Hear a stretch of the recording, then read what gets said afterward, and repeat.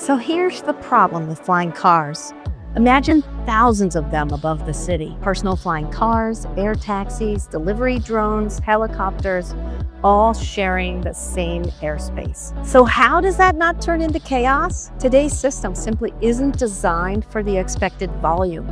Right now, planes are managed by pilots talking to air traffic controllers. It's human to human. The whole system is predicated on the assumption that everyone is listening to instructions 100% of the time. That's how safety's assured. But in the new flying car paradigm, you can't have controllers talking to thousands of flying cars at the same time. If the low altitude economy is to mature, this is what needs to happen. It's called auto-fly.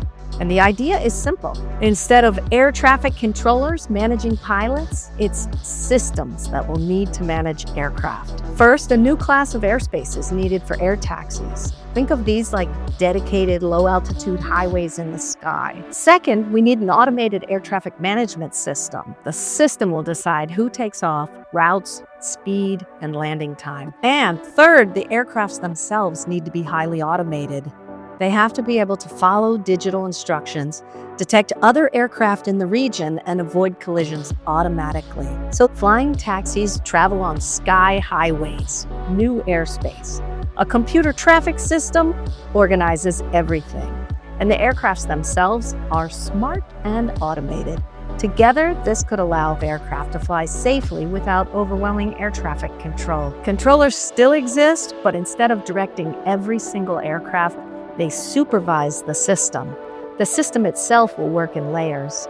It'll have to plan flights before they leave so that traffic flows smoothly.